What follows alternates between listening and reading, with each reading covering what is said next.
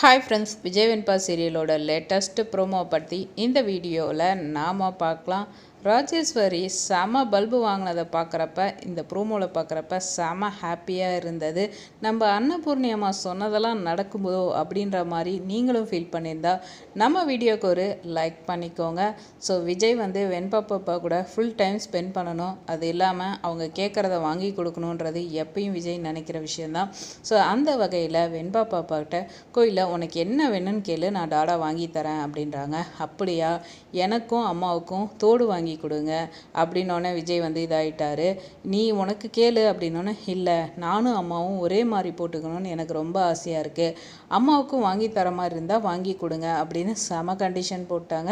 சரி, வேறு வழியே கிடையாது அப்படின்ற நிலையில் விஜய் கூட்டிகிட்டு போயிட்டு அங்கே தோடு கடையில் தோடை பார்த்து ரொம்ப செலக்ட் பண்ணுறாரு. இது சூப்பராக இருக்கும், ஆமாம் டாடா இது ரொம்ப நல்லா இருக்கும், எனக்கு இது பிடிச்சிருக்கு அப்படின்ற நிலையிலன்றாங்க.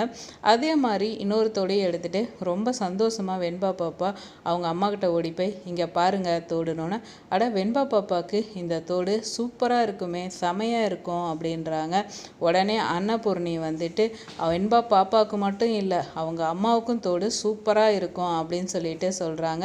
ஏன் பெரியம்மா நீங்கள் இப்படி பேசிகிட்டு இருக்கீங்க, கம்முன்னு இருங்கன்னு.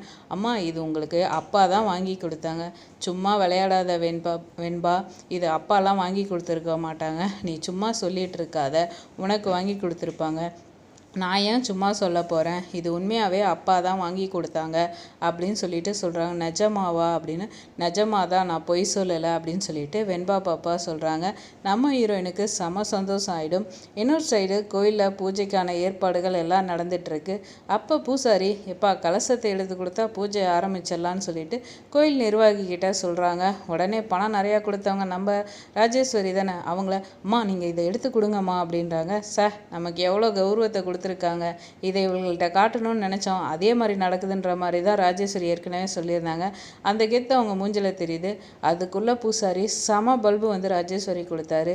என்னங்க நீங்கள், விஜய் தம்பி இப்போ தான் புதுசாக கல்யாணம் ஆகிட்டு பொண்டாட்டியோட ஃபஸ்ட் டைம் கோயிலுக்கு வந்திருக்காங்க. ஸோ புருஷன் பொண்டாட்டியாக 2 பேருமே சேர்ந்து இந்த கலசத்தை எடுத்து கொடுத்தா நல்லாயிருக்கும் இல்லை அப்படின்னாங்க.